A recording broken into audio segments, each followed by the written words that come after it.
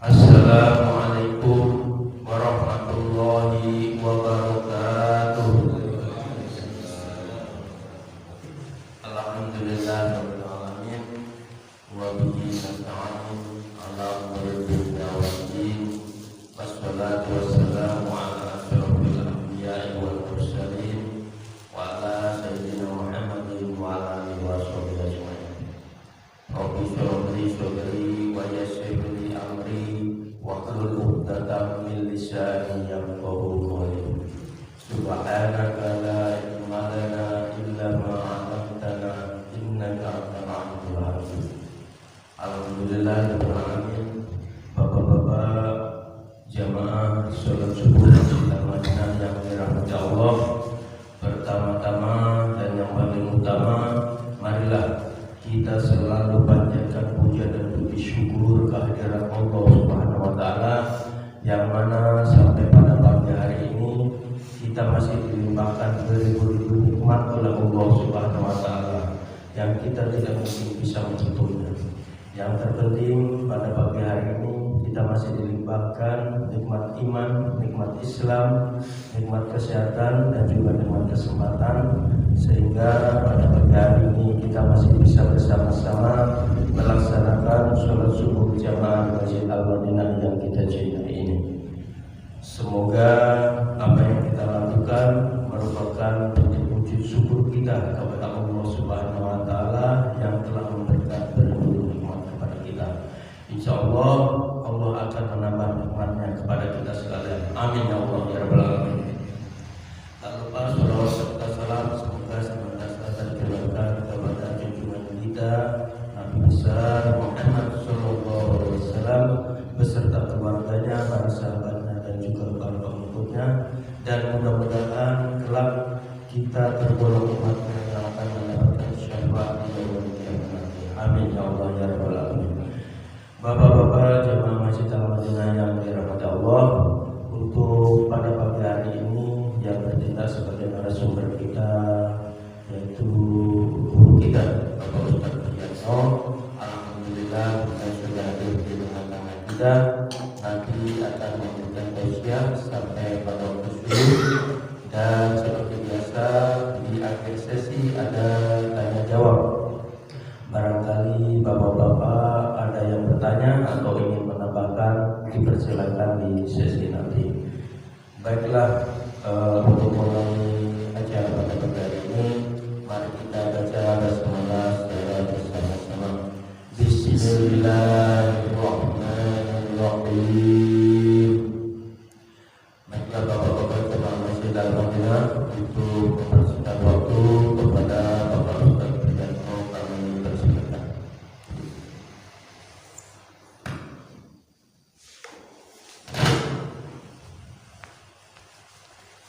Bismillahirrahmanirrahim. Assalamualaikum warahmatullahi wabarakatuh.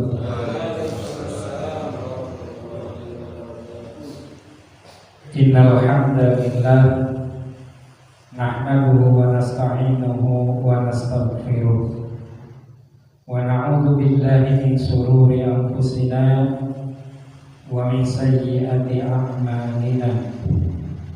May yahdihillahu fala mudilla lahu wa may yudlil fala hadiya lahu. Asyhadu an la ilaha illallah wahdahu la syarika lahu wa asyhadu anna Muhammadan 'abduhu wa rasuluh.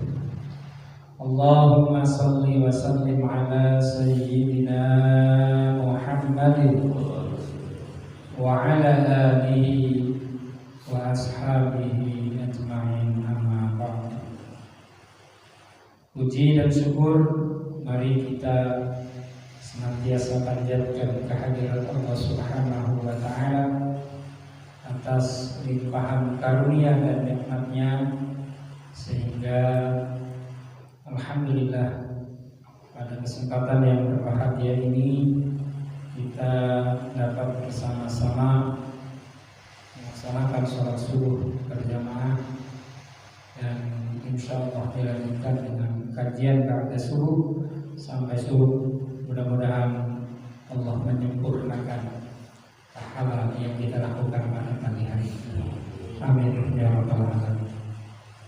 Salawat dan salam tidak lupa kita sampaikan kehadiran baginda kita habibana wa nabiyana Muhammad sallallahu alaihi wasallam, juga kepada keluarganya, para sahabatnya, dan juga segenap umatnya, termasuk kita di dalamnya. Mudah-mudahan kelak kita mendapatkan syafaatul uzmah dari baginda Nabi Muhammad sallallahu alaihi wasallam. Hadirin jamaah salat subuh yang insyaallah dirahmati Allah Subhanahu wa taala. Di dalam Al-Quran Allah mengklasifikasi orang yang beriman. Maka Allah membagi orang yang beriman menjadi dua kelompok besar. Yang pertama, orang mukmin yang pasif. Orang mukmin yang mencukupkan diri dengan amal-amal soleh untuk dirinya.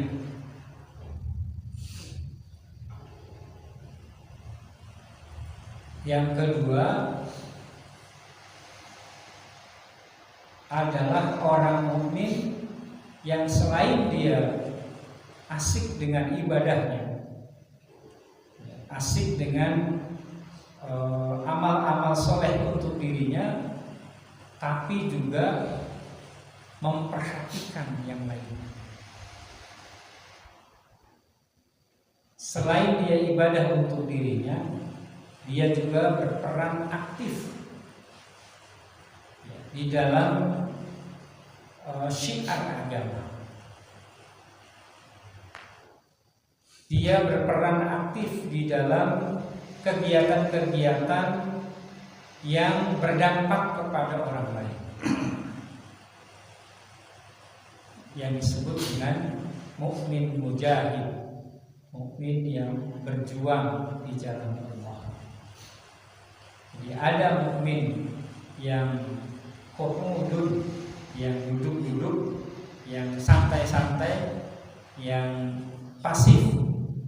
Dan ada mukmin yang mujahid, mukmin yang berjuang di dalam menegakkan lillahi kalimatillah. Klasifikasi ini dijelaskan di dalam Al-Quran surat An-Nisa ayat 95 dan 96. Dalam ayat ini Allah Subhanahu wa taala berfirman, A'udzu billahi minasyaitonir rajim. Bismillahirrahmanirrahim. La yastawi, tidaklah sama, al-qa'iduna, orang yang duduk-duduk saja, santai-santai saja, yang pasif, minal mu'minina, dari orang-orang yang beriman, ghairu ulid darari, tanpa ada uzur, tanpa memiliki uzur,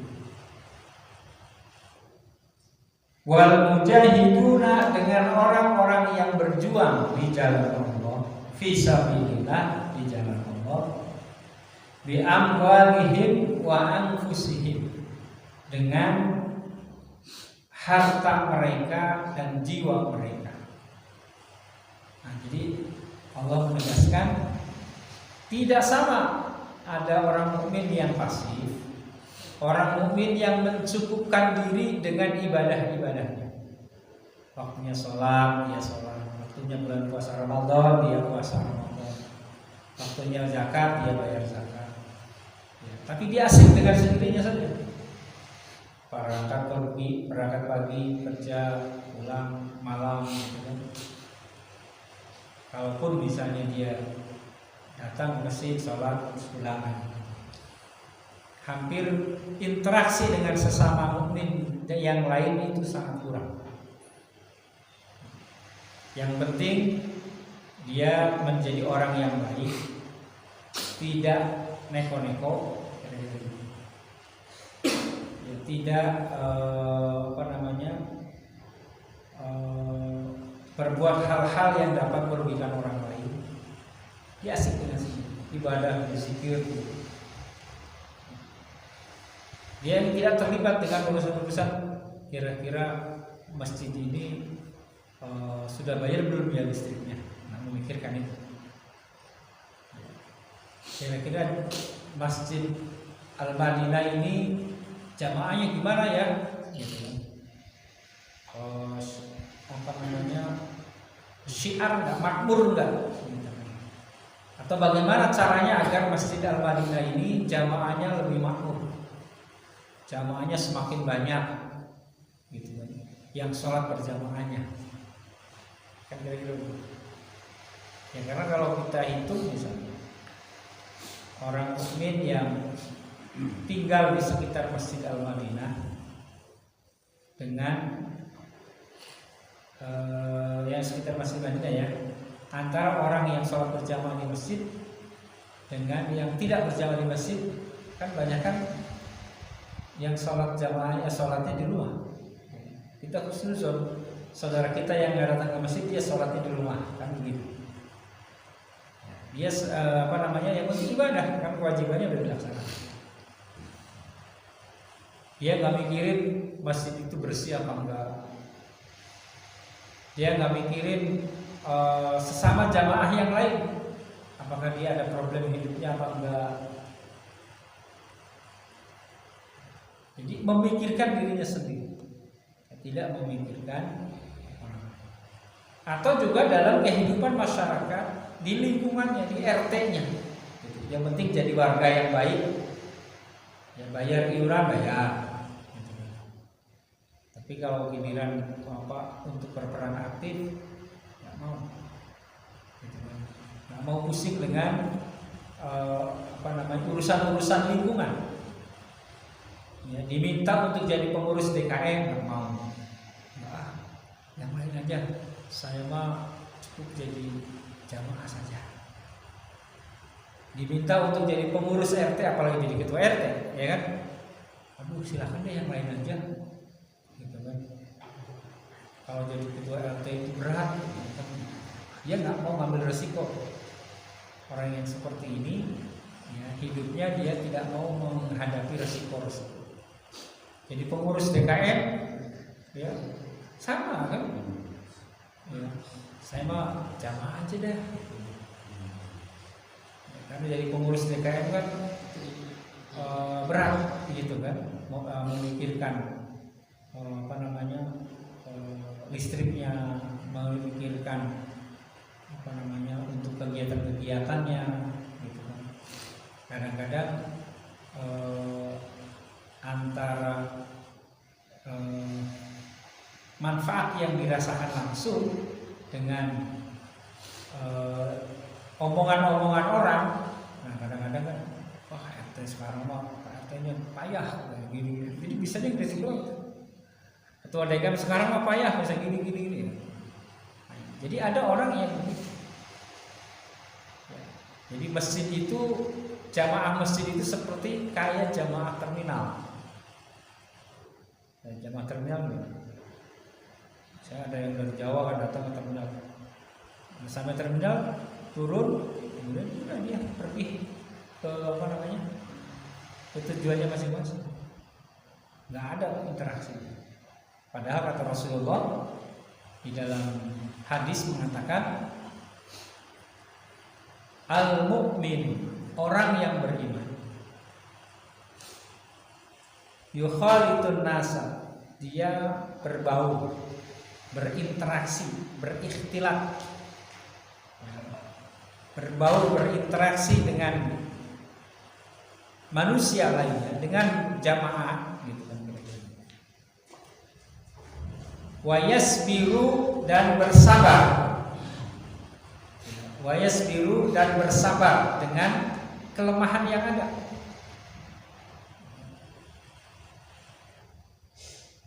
Kata Rasulullah, khairun, lebih baik, minal mu'minin dengan orang yang beriman alladzi la yukhalitun nas yang tidak berinteraksi berbaur berinteraksi dengan orang lain masyarakat dan jamaah lain wala yasbiru ala adab dan dia tidak bersabar dengan kelemahannya. Kan urusan masjid kadang-kadang ruwet ya. Ada jamaah pengennya begini, yang ini pengennya begini gitu. Sehingga seringkali kadang-kadang di masjid jamaahnya ribut. Belum lagi pengurusnya kadang-kadang nggak mau tahu dengan kebutuhan jamaah.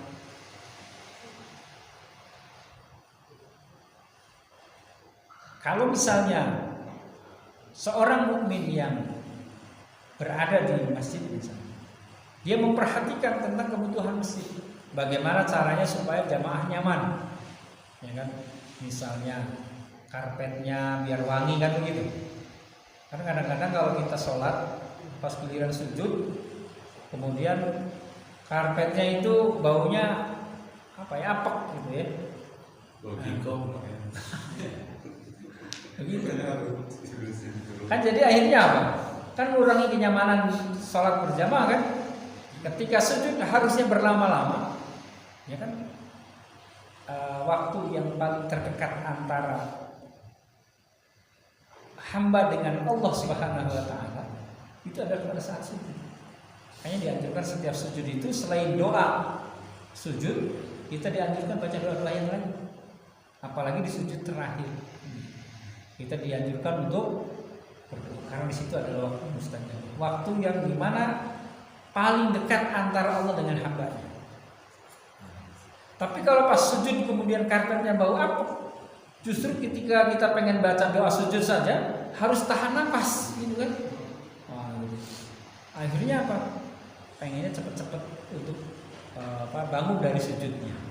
Nah, ini kan berarti apa? Berarti jamaahnya, pengurus DKM-nya tidak memperhatikan itu. Makanya karpet setiap berapa hari atau seminggu sekali disedot supaya nggak ada debu, ya kan? Nah, terus dikasih pewangi, gitu. Sehingga ketika orang sujud itu nyaman, gitu. Nyaman. Ya kan? Kalau misalnya sholat berjamaah, bagaimana supaya adem, gitu kan? Nah, ada kipas. Ya kan? Kipas misalnya, suaranya berisik, makanya AC kan? Sekarang nggak ada AC-nya. AC-nya gimana? Karena kan AC-nya butuh listrik juga kan. Oleh karena itu, ini menjadi tanggung jawab seluruh kaum mukmin yang ada di lingkungan Masjid Al-Madinah. Jadi bukan hanya tanggung jawab pengurus masjid apalagi ketua DKM doang. Karena ketua DKM cuma satu. Nggak mungkin ketua DKM ada 5 misalnya kan. Nah, paling pengurus. Oleh karena itu, sekali lagi hal-hal yang berhubungan dengan kemakmuran masjid ini, ya ini menjadi tanggung jawab bersama. Bukan hanya tanggung jawab pengurus DKM yang mentang-mentang bukan jadi pengurus gitu kan, nggak peduli dengan urusan kemasjidan. Ada kegiatan syiar, ya peringatan Hari Besar Islam, ya nggak mau tahu. Kadang-kadang diundang juga pada datang gitu kan. Nah, sudah ngundang kiai dari jauh misalnya kan gitu, yang datang cuma sedikit, kecewa juga kan. Nah jadi ada orang mukmin yang nggak mau tuh terlibat aktif dalam urusan-urusan seperti itu. Jadi nggak mau ribet saya mah gitu kan. Apalagi kalau misalnya di masjid itu ustadznya lebih dari satu. Nah, karena ustadznya lebih dari satu, ya berebut pengaruh jamaah atau nggak akur gitu kan. Gara-gara apa? Ya biasa. Kok Ustaz itu jadwal khotibnya dia sering banget gitu. Kok saya enggak gitu kan. Nah, jadi kadang-kadang seperti itu. Ya. Atau enggak akur karena apa? Karena praktek ibadahnya berbeda. Misalnya ya, kalau dia mau orang Muhammadiyah misalnya. Kan kalau sholat udah niatnya dia mau pakai niat, padahal niat dalam hati kan. Ada begitu. Ya, jadi nggak akur tuh antara jamaah dengan jamaah yang lain. Bahkan ada di satu masjid itu kan, ketika sholat qomat kemudian imam berdiri memimpin sholat berjamaah, itu ada jamaah yang nggak mau bermakmum kepada ustadz. Saya mau ngomong sama dia, gara-gara apa? Tadi perbedaan. Akhirnya apa? Akhirnya nunggu dia selesai baru dia sholat. Bahkan ada yang di satu masjid pernah saya mengisi kajian rutin seperti itu. Itu kalau misalnya ustadz yang kurang disukai itu jadi imam, dia ke belakang di luar situ di teras itu. Dia ngadain sholat berjamaah lagi di situ. Jadi sholat berjamaah ada dua tuh. Di sini ada imam yang memimpin sholat berjamaah, di sananya ada imam lagi yang memimpin sholat berjamaah juga. Nah, ini kan jadi apa? Jadi membuat apa? Membuat jamaah yang lain tadi terpecah belah. Jadi membuat jamaah jadi tidak. Nah, kondisi-kondisi seperti ini kan menjadi problem. Belum lagi ada yang ketika jadi pengurus misalnya, ketuanya dia, sekretarisnya dia, bendaharanya dia, karena apa? Gara-gara masjid itu masjid wakaf misalnya, wakaf dari orang tua. Jadi seumur-umur dia jadi pengurus masjid, gitu kan? Jadi ketua selama dia masih hidup, kayak ketua deh, kayaknya dia terus, gitu. Nggak mau menerima masukan dari masyarakat, sehingga apa? Masyarakat malas untuk berjamaah, memakmurkan masjid. Nah, ini juga jadi persoalan-persoalan yang terjadi di beberapa masjid. Nah, oleh karena itu, ketika seseorang melibatkan diri, ya, memikirkan tentang kemasjidan dan bersabar dengan apa? Dengan kondisi yang ada, karena setiap jamaah punya pikiran masing-masing, punya keinginan. Jadi kita nggak bisa memuaskan satu dua orang. Tapi bagaimana kira-kira yang penting kegiatan kemakmuran masjid itu bisa berjalan dengan baik. Sehingga dia kadang-kadang mengorbankan perasaannya, ya, mengorbankan gagasan ide pikirannya, belum lagi mengorbankan hartanya. Gitu kan? Kan kalau yang jadi pengurus kan harus siap nombok kan. Ya bagaimana? Kalau ada kegiatan kegiatan peringatan Maulid Nabi misalnya kan gitu kan. Kebetulan kasnya lagi mepet ini kan. Misalnya. Tapi harus undang. Belum lagi untuk konsumsinya kan gitu. Ya udah ini gitu. Jadi bukan hanya tenaga pikirannya, perasaannya, tapi hartanya juga dia keluarkan. Nah, itu namanya orang mukmin yang menjaga. Atau dalam sekup yang lebih luas lagi, gitu kan, dia aktif terlibat dalam kegiatan keumatan, ya, kegiatan dakwah, ya, dia memikirkan dakwah yang jauh lebih luas. Nah, ini disebut dengan mukmin yang mujahid, mukmin yang muharrik, mukmin yang terus bergerak untuk melakukan kebaikan-kebaikan. Nah, di antara mukmin yang pasif dengan mukmin yang aktif ini, ya, kata Allah berbeda, la yaslam, nggak sama. Bahkan kemudian di kelanjutan ayat ini Allah mengatakan, faddalallahu, Allah melebihkan keutamaan al-mujahidina, orang yang berjuang di jalan Allah tadi, bi amwalihim wa anfusihim, dengan harta dan jiwanya, adal qa'idina, atas orang mukmin yang pasif, orang mukmin yang tidak ikut terlibat dalam urusan-urusan kejamahan, kemakmuran, keumatan, darajatan, ya, derajat kemuliaan. Walaupun kata Allah dalam ayat ini menjelaskan wa kullan, dan keduanya, baik mukmin yang pasif ataupun mukmin yang aktif, gitu kan.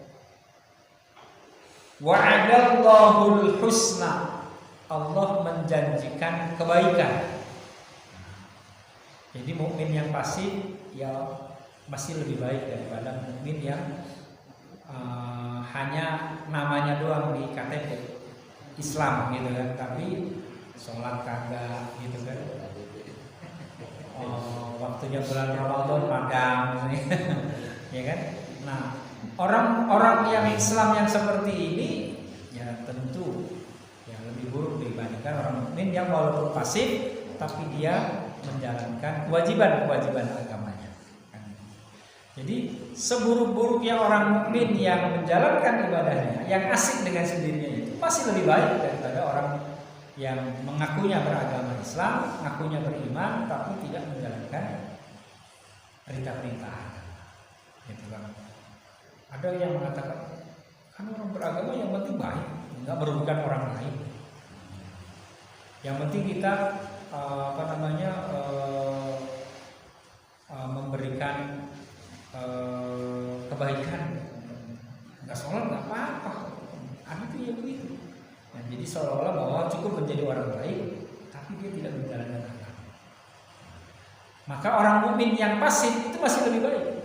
Nah, tetapi sekali lagi kata Allah, faddalallahu, Allah melebihkan derajat keutamaan orang mukmin yang selain dia beribadah untuk dirinya, gitu kan, dia juga terlibat aktif dalam kegiatan-kegiatan kebaikan, dalam kegiatan-kegiatan lain. Ya, ketika mau ada santunan yatim, dia ikut terlibat aktif, berperan aktif, ya ngajak orang lain, menyebarkan mencari dana ya untuk kepentingan untuk anak yatim dan seterusnya. Nah, oleh karena itu terhadap mukmin yang itu terlibat aktif, yang berjuang di jalan Allah, kata Rasul, khairun, itu lebih baik dibandingkan mukmin yang pasif. Bahkan dalam ayat ini, faddalallah, Allah melebihkan keutamaan, derajat keutamaan dari orang mukmin yang berjuang dengan orang mukmin yang pasif. Ya. Dan di ujung ayatnya Allah juga menjelaskan lagi, mengulang lagi, wa faddalallahu, dan Allah melebihkan, memberikan keutamaan al-mujahidina terhadap orang-orang mukmin yang mujahid, alal qa'idina, atas mukmin yang pasif gitu, yang nggak mau tahu urusan keumatan, urusan kemesjidan. Ya, kata Allah melebihkan ajran azim, dan Allah akan memberikan balasan ajran, balasan azimah, pahala yang besar. Al-azim, al-azim itu kan yang besar. Kalau al-azim disandingkannya dengan lafzul jalalah, dengan Allah, ya Allahul azim, Allah yang maha besar. Nah, kalau ajran dengan azim artinya pahala yang besar. Nah, jadi orang mukmin yang aktif, yang mau berpayah-payah, memilih untuk terlibat dalam urusan-urusan kejamaah, urusan-urusan keumatan, kata Allah akan melebihkan dengan keutamaan pahala yang besar, ajran azim. Ajran. Apa ajran azimah yang Allah janjikan di dalam Al-Quran terhadap orang mukmin yang sibuk dengan urusan-urusan keagamaan, orang mukmin yang mau jadi pengurus DKM, ya, karena ada juga orang yang ketika diminta untuk jadi ketua DKM memang sampai sulit untuk mencari calon DKM. Nah, karena apa? Karena ya nggak mau peduli dengan urusan keumatan, urusan kemesjidan. Nah, gitu. Akhirnya yang orang yang tidak memiliki kapasitas, ini dipilihlah jadi DKM karena nggak ada lagi. Padahal ada di antara jamaah itu yang punya potensi, harusnya dia itu bisa jadi ketua DKM. Oleh karena itu, karena pilihan dia untuk mau terlibat aktif, berjuang, ya, mengorbankan, memberikan pengorbanan, dan pengorbanannya bukan hanya tenaganya, bukan hanya pikirannya, bukan hanya perasaannya, tapi bahkan hartanya. Bahkan kalau dalam lebih luas lagi dalam membela agama, bahkan jiwanya dia korbankan. Nah, kan gitu ya. Ada seorang santri yang berjuang ya menjadi pengaman bagi kiainya, tiba-tiba jadi sasaran, ya kan? Sasaran terhadap orang yang tidak suka dengan ulama. Akhirnya terjadilah PKM 50 duluan. Ya kan, pengawalnya Habib Rizik ada sekian orang, ya pengawal yang tertembak gitu kan. Berarti kan nyawanya itu. Ya, apakah dia tidak tidak memberikan pengorbanan? Nyawanya bi anfusihim gitu kan. Ya. Ada orang mukmin yang punya perhatian terhadap saudaranya di negara lain, di Palestina. Sampai apa? Jauh-jauh dia datang ke Jakarta untuk ikut demonstrasi ya tentang Palestina misalnya. Dia kenapa ikut terlibat? Karena dia ikut memikirkan ya kondisi saudaranya yang ada di negeri lain. Nah, makanya kata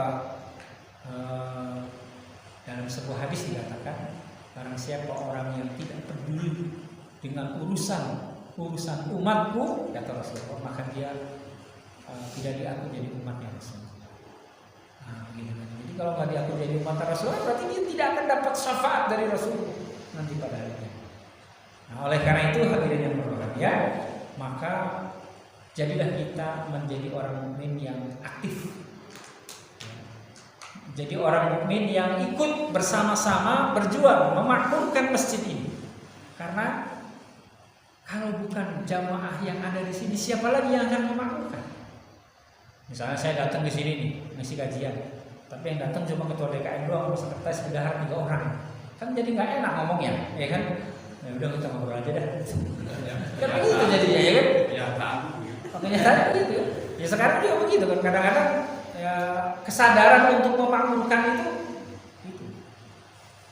Kadang-kadang ya paling juga pengajian di sini itu doang, misalnya begitu ya.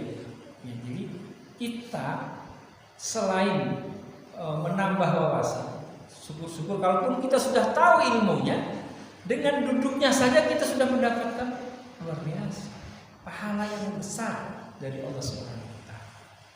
Makanya apa?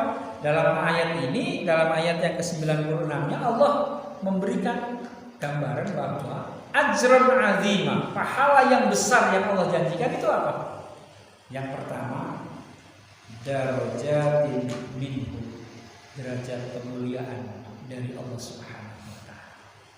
Jadi orang mukmin yang berjuang di jalan Allah, yang aktif ikut bersama-sama memikirkan tentang kemakmuran, tentang keagamaan, maka Allah akan memberikan derajat yang tinggi di sisi Allah Subhanahu wa taala.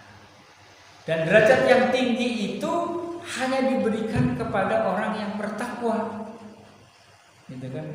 Karena ketinggian derajat manusia di hadapan Allah itu bukan karena ilmunya.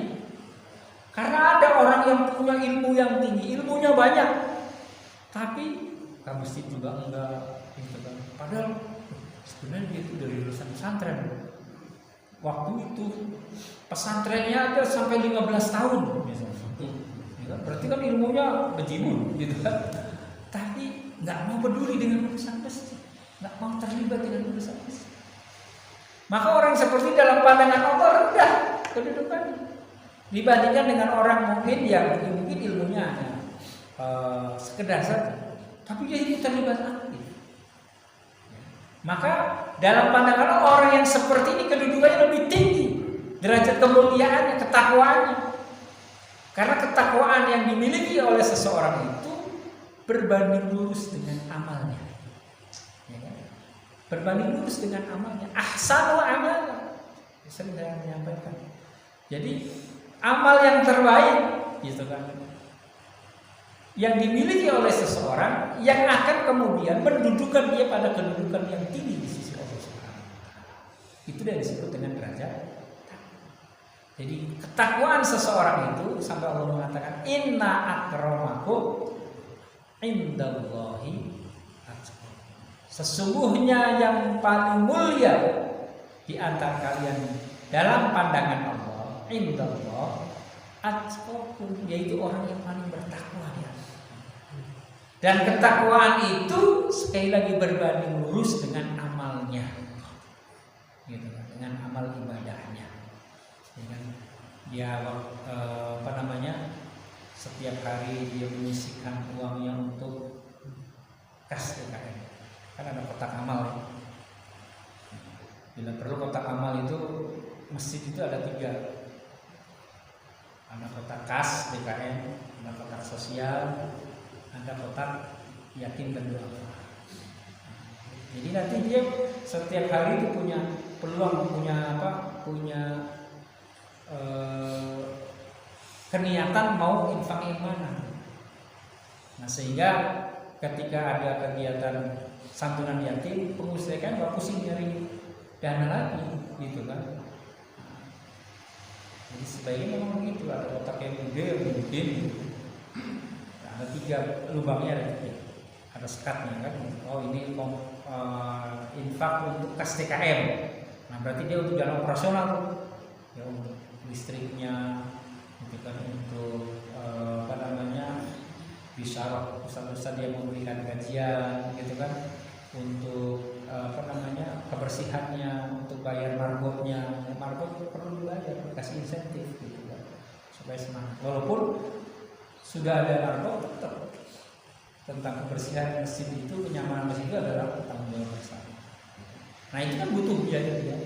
Jadi kalau ada jamaah yang senangnya dia hanya sholat saja, itu berarti dia ibadahnya disubsidi oleh saudara yang lain. Ya, kan Bapak mau sholatnya, ibadahnya disubsidi saja. Ya kan? Karena kita kesini kan masjid ini membutuhkan operasional. Kegiatan-kegiatan syiar membutuhkan dana.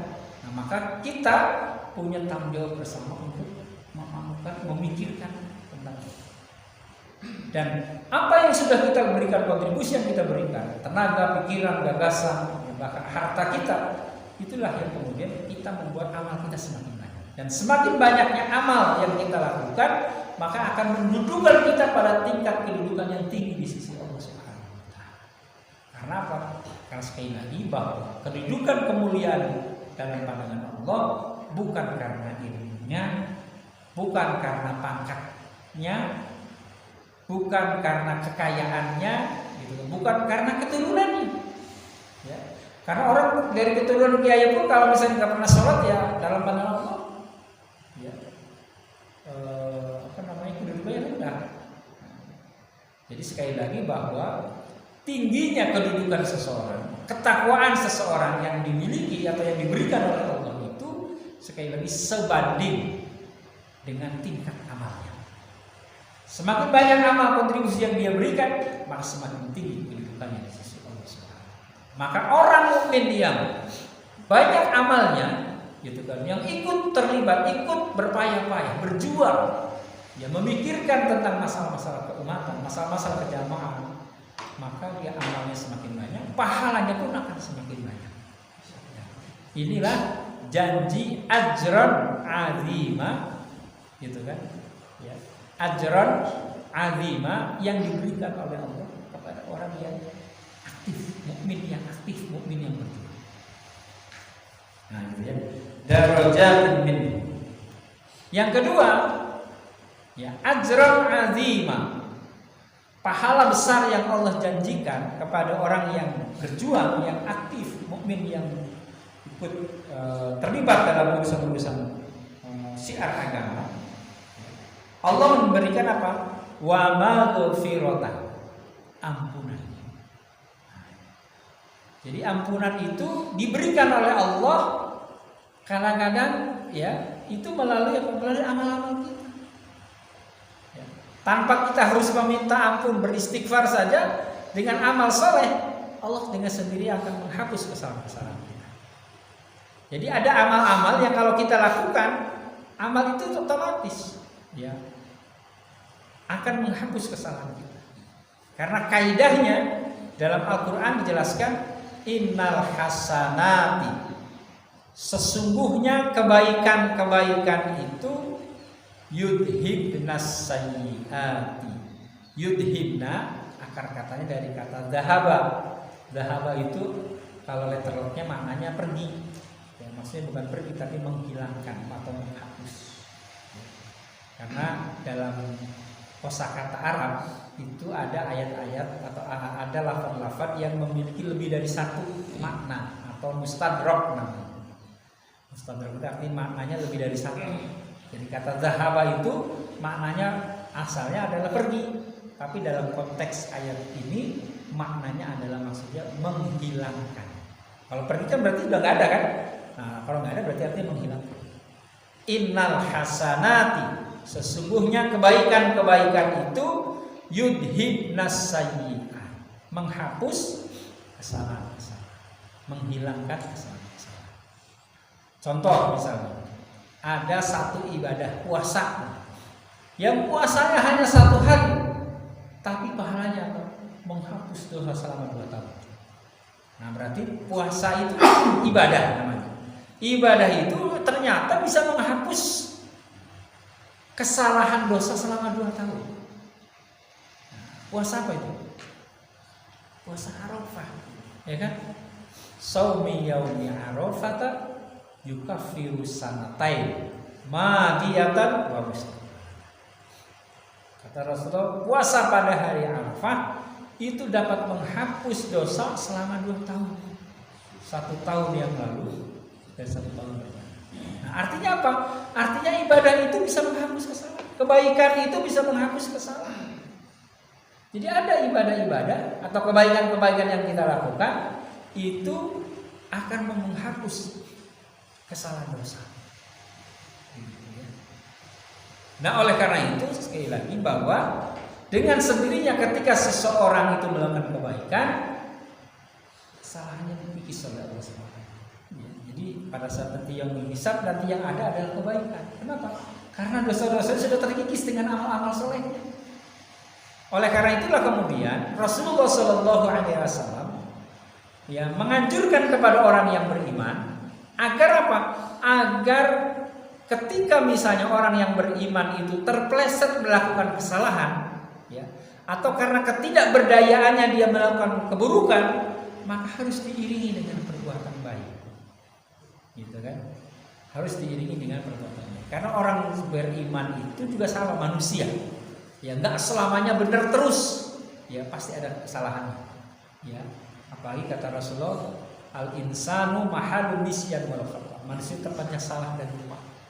Nah, oleh karena itu, karena menyadari bahwa manusia itu ya tidak selamanya benar, ya, terkadang dia bisa melakukan kesalahan, kadang dia karena ketidakberdayaan dia melakukan kesalahan, maka iringi dengan kebaikan. Maka kata Rasulullah, wa bi'is sayyi'atal hasanata tamhuha, wa bi'i, dan iringilah as-sayyi'ata, keburukan al-hasanata, dengan kebaikan. Jadi kata Rasulullah, wa'atbi'is sayyi'atal hasanata, iringilah perbuatan burukmu itu dengan kebaikan. Tamhuha, maka kebaikan itu menghapus kesalahan. Nah, gitu. Kan kadang-kadang kita dalam kehidupan nggak bisa menghindari kita melakukan hal yang nggak baik. Padahal kita sudah berusaha nih untuk baik. Contoh misalnya, SIM udah habis nih, nah, kan? Datang ke Polres untuk memperpanjang masa berlaku SIM-nya, gitu kan? Atau mau bikin SIM, gitu kan? Nah, ketika bikin SIM kan apa? Kan ada tes apa? Tes tulis, ya, ada tes praktek. Tes tulisnya ya lumayan lah. Pas giliran praktek, ya karena memang dikondisikan supaya nggak lulus gitu. Jadi akhirnya apa? Dia nggak lulus gitu kan? Nyenggol, berarti nggak lulus, pulang lagi, nyenggol lagi 3 kali, udah bapak nanti belajar lagi. Ditilang terus. Akhirnya ditilang terus. Iya kan? Nah akhirnya apa? Dia pulang. Idealis, kita berusaha mau idealis nih. Nggak mau apa namanya nyogok misalnya kan begitu. Akhirnya dia pulang. Terus minggu berikutnya datang lagi, tes lagi, nggak lulus lagi. Gitu. Bahkan ada sampai 3 kali, 4 kali nggak lulus. Karena memang kondisinya begitu kan. Padahal itu polisinya kalau suruh begitu juga, dia belum tentu lulus juga sebenarnya. Tapi akhirnya karena dikondisikan begitu, kita akhirnya dipaksa untuk apa? Ya karena aduh ini kalau kayak gini terus kita nggak lulus. waktu kita habis sih kan, padahal kita harus kerja, padahal kita harus ada banyak urusan. Akhirnya apa? Ya udah, gitu kan, kompromi ya kan, ACC ya, udah Pak, daripada Bapak repot-repot bolak-balik gitu kan, udah mau nggak dibantu? Nanti Bapak tinggal foto aja gitu kan, gitu kan. Akhirnya apa? Ya karena memanfaatkan seperti itu, ya kan, harus keluar uang lebih. Hal-hal seperti itu lakukan hindari. Bahkan ketika kita sudah punya SIM saja nih, sudah punya SIM, karena buru-buru berangkat kerja lupa nggak bawa SIM-nya, gitu kan? Atau STNK-nya lupa nggak bawa, sampai di jalan kena tilang. Ya, hampir semua merasakan tempat saya. Nah, ketika kena tilang itu kan apa? Kalau misalnya kita ditilang, gitu kan nanti urusannya kan lama nih, datang ke mana? Pengadilan ya, sidang gitu kan, habis sidang kemudian baru gitu kan, aduh repot, waktu saya banyak terbuang. Akhirnya apa? Udahlah Pak, gitu kan, gitu, diamplopin gitu, atau diselipin di tangannya salaman kan gitu. Nah itu kan hal-hal yang sebenarnya nggak baik sebenarnya kan, nggak baik. Itu perbuatan yang tidak baik. Tapi kita nggak bisa menghindari hal itu. Nah hal-hal seperti itu maka dosanya akan dihapus oleh Allah dengan kebaikan yang kita lakukan, begitu kan? Makanya kata Rasulullah, wa'at bi'is-sayyi'atal hasanata tam. Iringilah perbuatan burukmu dengan perbuatan. Ya. Karena di Indonesia ini sering kali ya pelayanan publik itu ya urusannya jadi susah, urusannya jadi berabe. Padahal apa? Padahal harusnya itu bisa dipermudah, ya, karena kan mental sebagian bukan semuanya, ya. Mental dari yang punya kewenangan itu, pejabat yang punya kewenangan itu punya prinsip kalau bisa dipersulit ngapain dipermudah. Nah ini kan yang jadi persoalan kan. Jadi harusnya misalnya ngurus KTP itu cepat bisa, nggak adil lama-lama, gitu kan? Pak, saya mau ada kepentingan banget nih, bisa nggak lebih cepat? Bisa Pak, tapi ada tambahan biaya. Nah, padahal harusnya gratis gitu kan? Harusnya kan dengan cepat dan sekali itu kan misalnya pelayanan publik yang sudah disediakan oleh negara, pegawainya itu sudah digaji oleh negara, tapi karena satu dan lain hal. Ya, akhirnya kemudian kita berurusan dengan hal-hal yang tidak baik. Nah, keburukan-keburukan yang kita lakukan, yang kita tidak bisa menghindarinya seperti itu, maka itu akan dihapus dengan sendirinya dengan kebaikan-kebaikan yang kita lakukan. Gara-gara kita rajin aktif di masjid misalnya kan. Jadi insya Allah itu akan bisa mengikis kesalahan-kesalahan. Ya. Maka berlomba-lomba untuk kebaikan. Fastabiqul khairat. Jadi nggak harus jadi pengurus. Misalnya kalau melihat lantainya kotor misalnya kan, langsung dipel. Ketika misalnya waktunya sudah masuk, nggak harus nunggu marbat untuk dia yang azan, siapa aja sudah langsung azan. Nah inilah ajran azimah, pahala besar yang Allah berikan kepada orang yang beriman adalah yang kedua, ampunan dari Allah Subhanahu wa taala. Yang ketiga, hadirin sekalian, wa rahmatan. Ajran azimah, pahala besar yang Allah janjikan kepada orang yang aktif, mukmin yang berjuang di jalan Allah. Yang nilai kalimat adalah warahmatan, rahmat Allah. Ini adalah anugerah terbesar, rahmat Allah ini. Apa itu rahmat Allah? Rahmat Allah itu adalah kesempatan seseorang yang diberikan oleh Allah untuk melakukan kebaikan. Yang dengan kebaikan itu selain menghapus kesalahan, selain mengangkat derajat kemuliaannya, ya, membuat hidupnya menjadi penuh dengan kenyamanan, kebahagiaan, kebaikan. Ada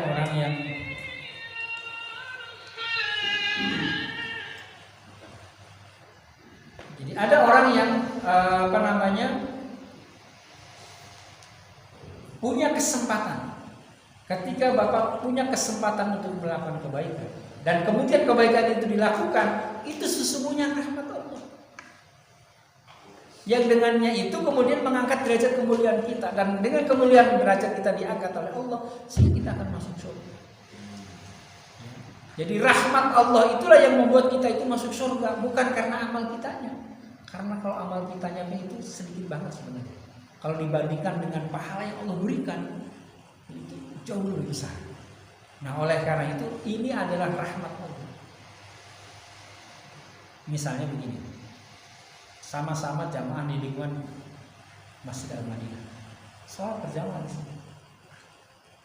Di antara orang yang beriman punya kesempatan yang sama untuk sholat berjamaah. Ada yang mau datang ke masjid, ada yang mencukupkan diri sholatnya di rumah. Kan itu kan pilihan.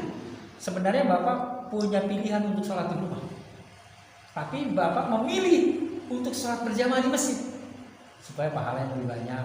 Itu kan langkah kakinya sudah dihitung pahala kebaikan. Satu langkah kanan diangkat derajat kemuliaannya, satu langkah kaki kiri dihapus satu kesalahannya. Kan begitu. Sampai di masjid sholat berjamaah harusnya 1 derajat, minimal 27 derajat karena berjamaah.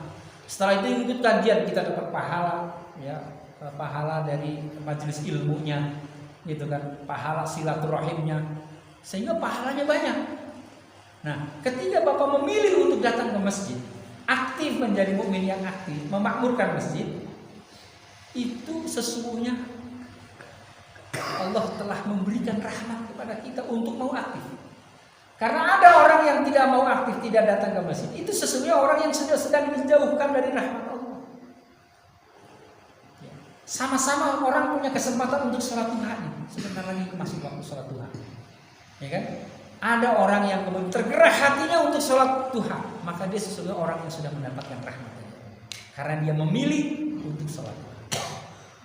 Banyak orang yang punya kesempatan waktu yang sama, bahkan kadang-kadang sama-sama duduk di masjid, yang satu sholat, yang satu enggak, ya kan? Kan memilih untuk tidak sholat, tapi ada jamaah yang memilih untuk sholat. Maka ketika kita memilih untuk sholat, itulah kita sedang mendapatkan rahmat. Kenapa? Karena kita ikut aktif dalam memakmurkan masjid, ikut aktif dalam berjuang. Kan kadang-kadang alasannya apa? Antar aja deh, saya mah sholat duhanya nanti di kantor, gitu kan? Padahal dia udah ada di masjid, lagi habis kajian gitu. Nanti pulang, saya nanti aja sholat duhanya di kantor atau di rumah. Sampai di rumah ada tamu ngobrol kan? Nah, ketika ngobrol lupa, akhirnya sholat, tahu-tahu udah jam 11. Akhirnya dia nggak sholat duha, ya kan? Padahal waktu itu dia punya kesempatan peluang untuk melakukan sholat duha. Nah, ketika dia memilih untuk tidak sholat duha pada waktu itu, berarti dia saat itu sedang dijauhkan dari rahmat Allah. Ketika dia memilih untuk sholat duha, maka dia sesungguhnya mendapatkan rahmat. Kita semua bisa membaca Quran, ya kan? Kita bisa membaca Quran. Tapi di antara kita yang bisa membaca Quran, siapa yang mudah-mudahan banyak yang setiap bulan menghatamkan Quran, ya? Yang setiap bulan menghatamkan Quran. Kan kadang-kadang kita bisa menghatamkan Quran hanya di bulan Ramadan saja, ya kan? Kalau mau jujur gitu kan, ya kan? Khatamnya itu di bulan Ramadan saja kan gitu. Ada yang khatam sekali, bahkan ada yang 2 sampai 3 kali gitu kan. Rame-rame. Nah, apalagi ya rame-rame gitu. Baca Qur'annya karena rame-rame gitu. Ya ketika nggak ada tadarusan bareng-bareng, ya kita nggak baca Qur'an, gitu kan. Di rumah juga jarang baca Qur'an. Tapi ada orang mukmin yang memilih untuk membaca Qur'an. Setiap hari dia baca Qur'an. Habis sholat dia baca 2 lembar. Sampai di rumah dia nambah lagi baca Qur'an. Sehingga hidupnya dipenuhi dengan rahmat Allah. Makanya kata Rasulullah ketika Rasulullah mengatakan, aksiru min tilawatil Quran, perbanyaklah oleh kami sedang membaca Al-Quran fi buyutikum, di rumah-rumah kalian. Kata Rasulullah, kita dianjurkan untuk memperbanyak membaca Quran di rumah kita. Supaya apa? Supaya rumah kita mendapatkan rahmat Allah, malaikat rahmat datang ke rumah kita. Ya kenapa? Karena kata Rasulullah,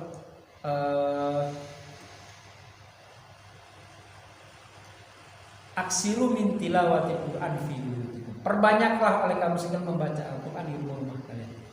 Ya, kenapa? Karena rumah yang alladzi la yaqra'u fil Qur'an, rumah yang jarang di dalamnya dibaca Al-Qur'an, yaqillu khairu, sedikit kebaikan. Wa yaksuru syarru, banyak keburukannya. Wa yadiku ala ahlihi, dan membuat sumpah bagi penghuninya. Jadi orang rumah, kalau yang rumahnya itu sumpah untuk ibadah berat, berarti rumah itu jarang dibaca Quran. Kenapa? Malaikat rahmat ogah masuk ke rumah itu. Ya kenapa? Karena kita kebaikannya sedikit.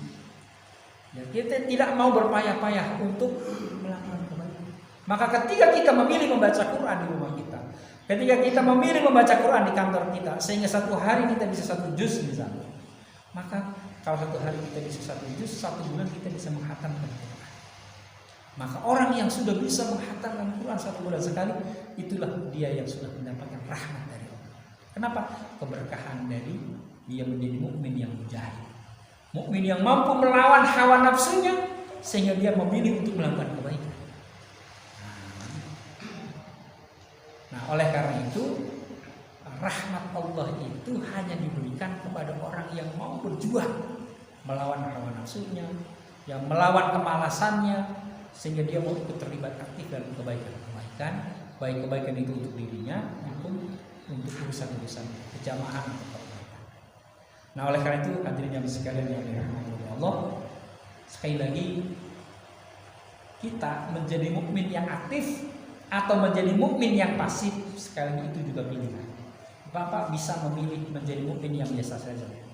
Tapi ketika Bapak memilih menjadi seorang mukmin yang aktif, mukmin yang punya kepedulian dengan urusan-urusan keumatan, urusan-urusan penjamaah, urusan-urusan yang lebih besar, maka Allah akan memberikan ajrun azim, 3 pahala besar. Yang pertama, derajat ketakwaan. Ini kan paling hebat. Ya. Orang yang bertakwa. Yang kedua, ampunan dari Allah, wa maghfiratan. Dan yang ketiga, wa rahmatan, rahmat Allah Subhanahu wa taala. Mudah-mudahan dengan kita aktif ya, berjuang selalu mensiarkan agama Allah, ya, kita diberikan Allah 3 hal. Ya, amin ya rabbal alamin. Yang dapat saya sampaikan,